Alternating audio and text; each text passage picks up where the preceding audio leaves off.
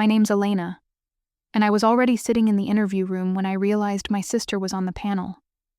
The walls were glass, sleek, cold, and too clean. Every surface reflected something back at me. My scuffed shoes, my stiff blazer, the nervous grip I had on my resume folder. I tried not to let my shoulders cave in. I tried to breathe steady. A few other candidates were already seated. Perfect posture, perfect clothes, perfect everything. They looked like they belonged. I looked like I was hoping to. Then the door clicked, and in walked Celeste. She didn't hesitate, didn't blink when she saw me, just kept walking in those sharp heels, like I was no more than a smudge on the tile. She sat down at the table, sipped from a pristine white mug, the kind that screams expensive. Her blouse looked like it was steamed on the hanger. Her hair was pulled back into that effortless kind of bun that tells you she doesn't have time for nonsense. She didn't look at me. Not once. But she knew I was there. That was the game. Another panelist started speaking. Buzzwords, corporate lingo, all that vision alignment nonsense. But I couldn't hear anything past the blood pounding in my ears. Then someone asked if anyone wanted coffee. An assistant came in with a tray. Every candidate got a cup. Except me. Celeste didn't even bother to hide it. Her smirk crept up slow as the assistant passed me by. She leaned in toward the woman beside her and whispered something. I caught enough. She's still dressing like she shops out of clearance bins. The other woman gave a soft laugh, the kind that stings because it's just loud enough to be heard. I kept my eyes on the fake wood table in front of me, the grain swirling, under the glare of the overhead lights. My fingers curled tighter around the folder in my lap. I thought of the nights I'd spent teaching myself back-end systems from online courses. The small, freelance projects I'd stitched together to keep my lights on. The pitch I built from scratch, destroyed, the day Celeste accidentally sent it to the wrong client. That client pulled out. On my birthday. My name was called. I stood, walked to the center, placed my resume down in front of her. Celeste picked it up with 2 fingers, like it was a napkin someone left behind. Scanned it for barely 2 seconds. Then slid it to the man beside her. He didn't even pretend to look at it. I stood there, waiting for a question. A glance. Something. Nothing. I sat back down. Someone behind me coughed. The clock on the wall ticked so loud it felt like a countdown. Celeste leaned toward another panelist, whispered again. Another small chuckle. It was happening again. I wasn't nervous anymore. I was furious.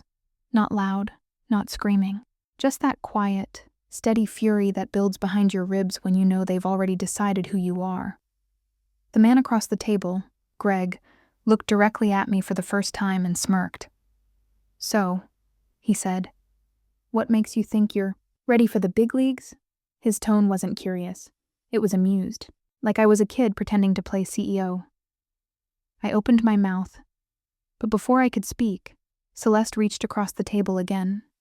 She grabbed the top page of my resume, took a red pen from her jacket, and began to write.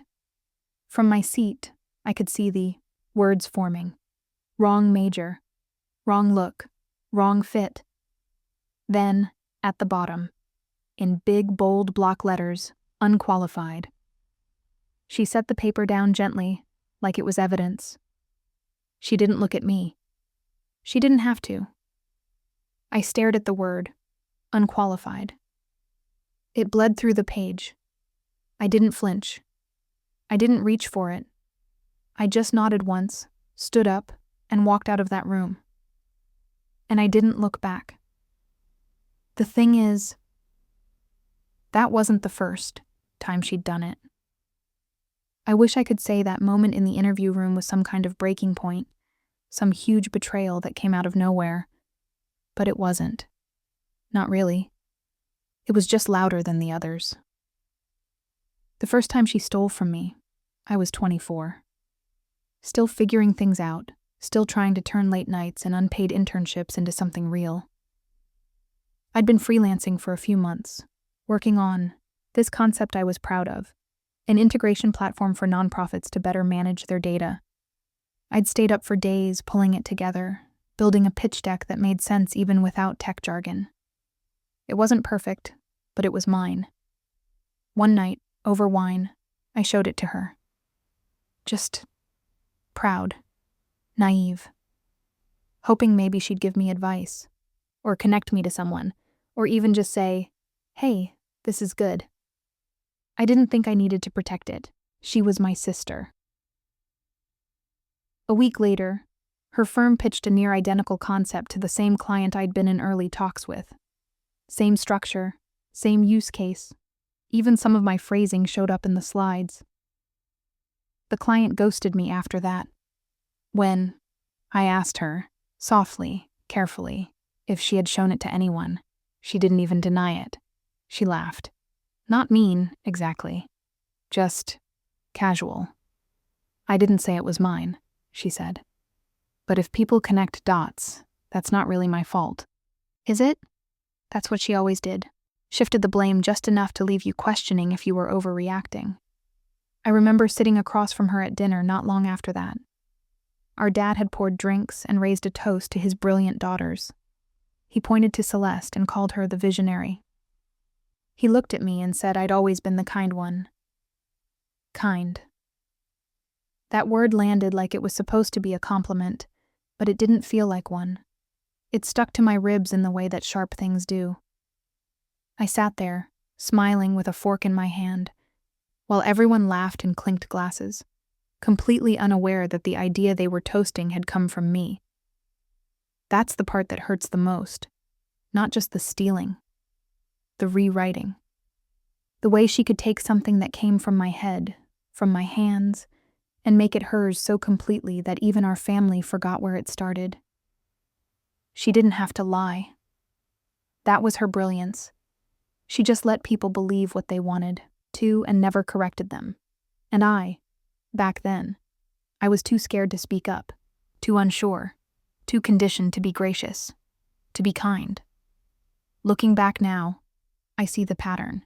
Every time I found something I loved, something I poured myself into, she'd find a way to bend it, take it, frame it, then turn around and convince the room I was lucky just to be in her orbit.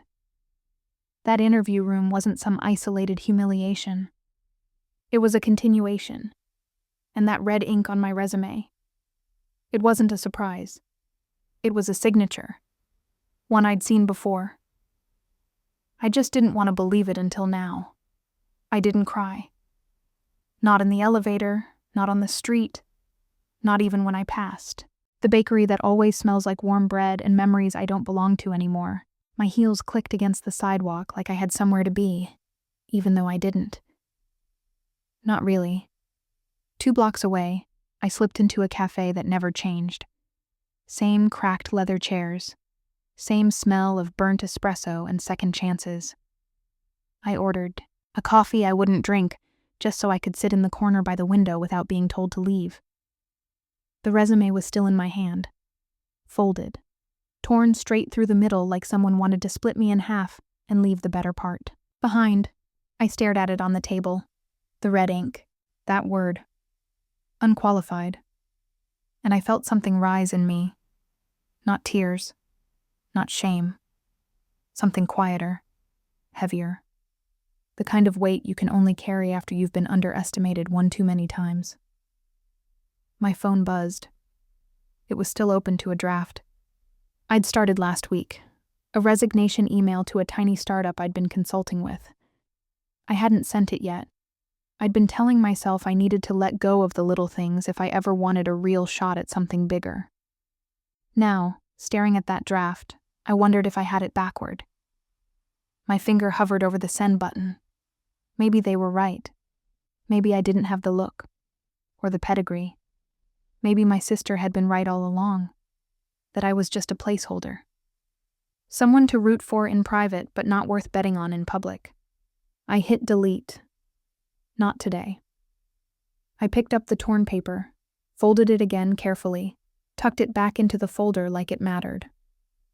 Then I stood, Walked out of that cafe like I had a map etched in my bones. Back to the building. The security guard looked up when I walked in. I didn't explain myself, just said, "I'm here for the open assessment round." He hesitated, looked at my face, then picked up the phone. "Wait here," he said. 2 minutes later, I was back in the elevator, 40 floors up. When the doors opened, they didn't say a word. The panel was still there. Same polished table, same buzz of fluorescent lights, same eyes that had already decided what box to put me in. Greg leaned back, pen in hand. He smiled like someone who thought they'd already won. "Changed your mind," he said, loud enough for everyone to hear. Celeste didn't even hide her smirk. "You never were good at letting go." I didn't answer, just walked to the empty chair, the one they hadn't offered me before, and pulled it out myself. Sat down, straight spine, steady hands. Greg raised an eyebrow. "All right then," he said. "Let's see what that brain of yours can really do." He nodded to the assistant, who dropped a thick packet in front of me. Paper. Not digital. No calculator. No laptop. 10 pages. 15 minutes. "Logic systems. Optimization algorithms," Greg said, like he was listing ingredients for a poison. "And no questions. We're timing you." Someone chuckled under their breath. Not quietly. I nodded once, picked up the pen, and started. Each second felt loud, like the tick of a clock was trying to chase me down. But I didn't rush. I didn't flinch. I just kept moving forward, question after question. No crossings out, no second guesses. Just answers. My wrist ached by the last page. My breathing had gone shallow. But I finished. I pushed the packet forward, hands steady. Greg didn't smile. Didn't even pretend to care. He picked it up like it was junk mail. Flipped through a few pages. Then, slowly, so slowly I could feel the room tense, he tore it in half, piece by piece, page by page. The sound was loud, louder than any insult. He let the shreds fall into the trash beside him and muttered, "Impressive penmanship, but we don't hire fiction writers." Someone laughed, and I sat there. Still, because I wasn't done yet. 2 nights before the interview, we had dinner as a family. Dad said it was just a casual get-together. Nothing formal, just catching up. Like we hadn't all been circling each other for years, pretending things were fine. We met at Belmont House. White tablecloths. Crystal glasses. One of those private rooms that smells like old money and fake peace. I got there early. Everyone else had already ordered. Mom waved at me from the far end of the table but didn't stand. The host handed me a menu like it was an afterthought, like I'd arrived late to something I was never really invited to. Celeste walked in 20 minutes after me, and the whole room shifted. Everyone stood, even Dad, who hates getting up once he's sitting. She breezed in with a smile and a phone still pressed to her ear. "Sorry, I was on a call with Sol," she said. "Time zones are brutal." Dad beamed. "That's our girl, still closing deals while we're eating dinner." I didn't say anything. I just sipped my water.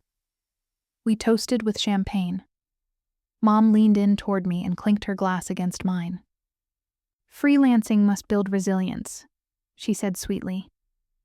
"It's like a little side quest in your 20s. I was 32, but I just nodded. Smiled like that didn't land exactly the way she meant it to. Then dessert came, and with it, the moment I should have seen everything coming. Celeste was talking to Dad about a new partnership she was leading at Storm CP. Something about integrating AI ethics into enterprise systems. The words were technical enough to fly over everyone's heads, but not mine, because I'd written that framework 3 years ago. For a startup I'd been consulting for part-time. I'd shared it with her once, casually, over wine, just proud of it. just thinking maybe she'd be happy for me. And now she was pitching it like she'd thought of it in her sleep. Dad raised his glass again. "To Celeste," he said, "our fearless innovator." My fork hovered over the tiramisu. I looked at Mom.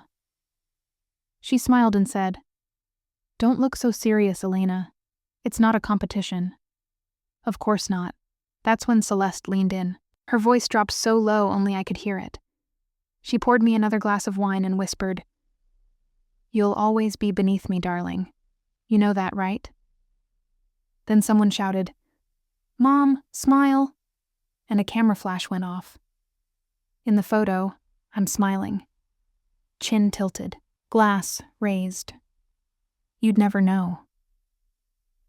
Back at Storm CP, after the test, after the paper had been shredded and tossed like a failed art project, I found myself in the women's restroom, leaning against the marble counter, staring at the mirror. My face wasn't crying, but the mascara was crooked. My lips were pale. I splashed water on my cheeks and watched the color bleed into the sink. Then the stall door opened behind me, and 2 interns stepped out, laughing. "She really bombed," one of them said. "Greg actually tore it up, like, right in front of everyone," the other one giggled. "She just picked up the pieces like a kicked puppy." They didn't see me. They left without looking. I didn't move, just kept staring into the mirror. But something shifted behind my eyes. The softness cracked. There was steel now. Quiet, but certain. Because if this was what they thought of me, if this was the picture they wanted to paint, then they were going to have to repaint it. From the ground up, I didn't go home. I didn't even leave the building. I just stood in the hallway for a moment, breathing in the recycled air like it might settle the fire building in my chest. Then I walked back to the front desk. The receptionist looked up, confused. "I need to speak to the panel again," I said, buttoning my coat like armor. She blinked. "They're in the middle of a review session." "I know," I said. "That's why I'm here." There was something in my voice that must have landed, because she didn't argue. She just picked up the phone. A few minutes later, I was standing outside the same conference room I'd left not even an hour ago. No one looked up when I entered. No one stood. Not that I expected them to. Greg barely glanced in my direction. "Forget something on the way out?" he asked, tapping his pen against the table. Celeste let out a low chuckle under her breath. "You really don't know when to quit, do you?" "I'm not here to beg," I said, stepping forward. "I came because you left something out." That got a few raised eyebrows. I placed a slim folder on the table. Nothing flashy, just clean pages, labeled, tracked, coded with every contribution I'd made over the past 3 years. Systems built, strategies launched, metrics improved, proof, no polish, just facts. Laura looked confused. "And this is my record," I said. "My work. The stuff that actually matters." Greg leaned back. "We're in a closed session. This isn't protocol." But then the door behind me opened, and everything changed. Coulter stepped inside. You could feel it. That shift in the air. Like the room had been holding its breath and suddenly remembered it wasn't alone. He wasn't loud. He didn't stride in with fanfare. He just walked calmly to my side, placed one hand gently on my back, and asked me the only question that mattered. "Are you okay?" I nodded once. The silence that followed was electric. Everyone was frozen, trying to figure out who he was. Until it clicked. Greg's pen stopped tapping. Celeste's eyes widened. "Wait, Coulter, Mr. Brannick?" He didn't look at her. He didn't even acknowledge the tone in her voice. He stepped to the head of the table, opened the folder I'd just delivered, and laid the pages out like cards in a winning hand. "Elena Marine," he said, voice calm, but clear. Freelance, systems architect on 3 of our internal builds. Co-author of the ethics framework you rolled out in 2021. The one most of you still don't fully understand. He slid a report across the table. This is the Q4 metrics doc your team presented last month. That spike in productivity, her code, her audit, her structure. Laura stared at the pages like they were glowing. Coulter turned to me. Anything you want to add? I looked at the panel, then at Celeste, who was suddenly too quiet, too still. Her smirk gone, her hands clasped too tightly in her lap. I didn't raise my voice. I wasn't here to ask for a favor, I said. I showed up because I believed I had value. Then I looked at my sister. Not with anger, not with revenge, just clarity. Turns out, I said softly, I had more than that. I had proof. You just didn't bother to see it.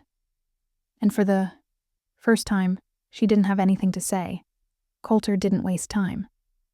He picked up the remote from the table and pointed to the screen mounted in the corner of the room. Let's review how yesterday's session was conducted, he said, almost too calmly. Since we're all here. No one moved. No one objected. The footage started playing. And just like that, the room forgot how to breathe. There I was, on screen, placing my resume on the table. You could see Celeste barely glance at it before sliding it away. You could see Greg twirling his pen, smirking. The way the panel ignored me, the way the assistant skipped me during coffee. Every moment, every cut, captured. Then came her voice. Soft, deliberate. She still dresses like she shops in clearance bins. A few panelists shifted uncomfortably. Laura looked down at her hands. And then the worst of it, my resume in her hands, the red ink scrawled across it, her smirk when she wrote unqualified. No one laughed now.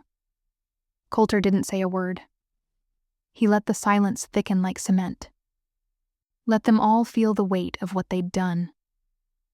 When the screen finally went dark, the legal advisor was the first to speak. This isn't just poor judgment, he said, his tone flat. This is a liability. Greg started stammering. Something about exploratory interviews and informal sessions. Celeste sat frozen. But her silence didn't last. She planned this, she snapped suddenly. She wanted this all on record. She manipulated everything. Her voice cracked near the end. Louder than she probably meant. I didn't move. I didn't argue. That silence rattled her more than anything I could have said. I introduced you to him, she yelled, pointing at me like I'd stolen something sacred. You think this is about talent? He picked her. That's the only reason she's here. Finally met her eyes. Calm. Steady. Yes, I said. You introduced us. And when he chose me, you made sure no one else would. The room went dead quiet again. Coulter stepped forward. So you admit to interfering with her application history? Undermining our hiring protocol? Celeste scoffed. I was protecting the company from nepotism. The only nepotism here, I said. Was you protecting yourself from comparison? Laura closed her notepad. Greg looked at his shoes. No one came to her defense. Celeste muttered something under her breath. I wasn't trying to destroy you. No, I said, softer this time. You were trying to erase me, so you could be the only one in the frame. Coulter placed a new folder on the table. We found one more thing, he said. Something you weren't expecting. He slid out a printed audit trail from the company's HR system. It showed an internal note from my 2019 application, one that labeled me as resistant to feedback and not a cultural fit. Career-ending phrases. The metadata showed who'd written them. Celeste. She tried to laugh it off. Said I was clinging to her, trying to use her name. But the room had stopped listening. "You're done here," Coulter said. His voice didn't rise. It didn't need to. Security was called. Celeste stood, jaw clenched, but still trying to hang on. She turned back toward me one last time and slammed her phone onto the table. "Look what she sent a client," she hissed. She called them a disaster in heels. The email had my name, my footer, my old signature, except I already knew about it. I calmly reached into my bag and pulled out a black binder, slid it toward legal. "That email was sent from her IP," I said. "Using her temporary admin login. Logged 2 nights ago." Confirmation, not shock, passed through the room. Coulter nodded. "Forging internal credentials to smear a coworker. That's not just unethical, that's criminal." Celeste's face collapsed into silence as security arrived. "You think you're better than me now?" she muttered. I didn't raise my voice. "No," I said. "I'm just done being beneath you." And then she was gone. No slammed doors, no screaming, just footsteps fading into the hallway and a stillness that tasted like justice. Coulter turned back to the room. "I move that we reinstate Elena Marin to her consulting role, full-time, project lead authority." Hands went up, one by one. HR turned to me. "Her office is yours if you want it." I looked at the glass-encased corner suite. Celeste's old throne, the one with the skyline view. I shook my head. "I'd like a desk closer to the development floor," I said. "With the team." They nodded, and just like that the room shifted again. Not because I'd won, but because the story finally told itself. And this time, I didn't let anyone else hold the pen. Later that evening, I found myself alone in my new office. It wasn't big. No skyline view, no sleek corner windows, just a quiet room on the development floor with clean walls, a simple desk, and the faint smell of lemon cleaner and fresh starts. My bag hit the floor with a soft thud. I opened the top drawer and pulled out the torn resume, the one Celeste had written all over, then tried to erase me with. I smoothed out the creases, taped it back together, and pinned it to the corkboard above my desk. Not as a reminder of what she did, but as proof I survived it. It looked like a scar, and that felt right. Scars don't mean you're broken, they mean you healed. My phone buzzed. One notification. A text from my father. I didn't see everything before. "I'm sorry." I stared at it for a full minute, then locked the screen and set it face down on the desk. Not out of anger. Not even disappointment. Just peace. He didn't owe me anything more, and I didn't owe him an explanation.